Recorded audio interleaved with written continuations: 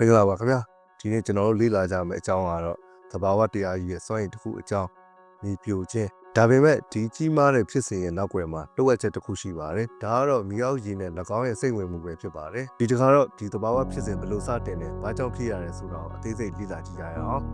ဒီတော့မြေအောက်ရေဆိုတာဘာလဲဗျဒါဟာမိုးရေသုံးဖို့မြည်ရေတွေမြေကြီးရဲ့စိတ်ဝင်ပြီးသဲကြောက်စရစ်ကြောက်သားတွေကလာကြမှာတူလောင်ထားတယ်ရှိပါပဲဒီရေစုပြုံနေတဲ့နေရာကိုရေလောင်ကျော်လို့ခေါ်ပါတယ်။မြေအောက်ရေရဲ့အရေးပါမှုကမယုံနိုင်စရာပါ။ကျွန်တော်တို့တောက်သုံးနေတဲ့ရေစိုက်ပျိုးရေးစက်မှုလုပ်ငန်းသုံးရေအများစုကမြေအောက်ရေပါပဲ။မိုးခေါင်နေတဲ့အခါမှာလည်းဒီချောင်းတွေကိုပြန်ဖြည့်ပေးတဲ့သဘာဝရဲ့လှုပ်ဝက်ချက်တစ်ခုပါ။ဒါပေမဲ့ဒီလိုရေကြီးရဲ့အရင်းမြစ်တွေကိုချင်းချောက်နေတဲ့အချက်တစ်ချက်ရှိပါတယ်။မိုးရေနဲ့ပြန်ဖြည့်ပေးနိုင်တာထက်ပိုပြီးထုတ်သွင်းရင်ရေမျက်နှာပြင်နှိမ့်ဆင်းသွားပါတယ်။ဒါကတော့အလွန်ကျော်ထုတ်သုံးခြင်းပါစက်ရုံစိုးရေပိုးသက်စေးမွေးမြူရေးစွန့်ပစ်ရေတွေကမြေအောက်ကိုစိတ်ဝင်ပြီးရေကိုအစိတ်ဖြစ်စေပါတယ်ဒါကတော့ညဉ့်ညမ်းပါမြေအောက်ရေဟာကျွန်တော်တို့ရဲ့အနာဂတ်အတွက်အသက်သွေးကြောပါသူ့ကိုထိန်းသိမ်းမှုကကျွန်တော်တို့အားလုံးရဲ့တာဝန်ပါ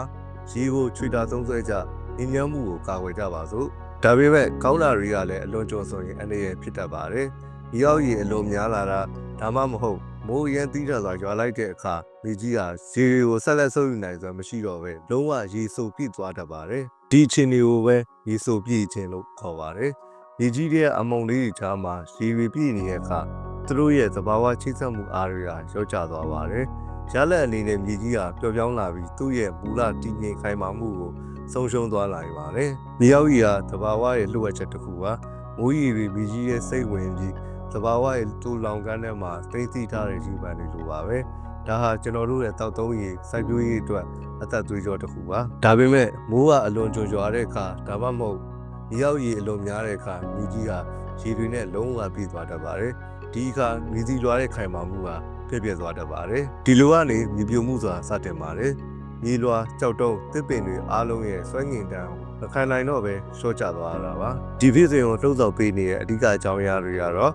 မိုးတိထန်သွားကြသုံးမှုမြေအောက်ရေဖိအားများမှုလူသားတွေရဲ့တောင်တူးမြောင်းဖော်မှုတွေနဲ့စောက်တိန်တဲ့မြေမျက်နှာပြင်သဘာဝတို့ပဲဖြစ်ပါတယ်။မြေမှုဟာကြောက်စရာကောင်းတဲ့သဘာဝပြီးတစ်ခုပါ။ဒါကြောင့်သဘာဝကိုနားလည်ပြီးကြိုတင်သတိထားကာကွယ်ဖို့ဟာကျွန်တော်တို့အားလုံးရဲ့တာဝန်ပဲဖြစ်ပါတယ်။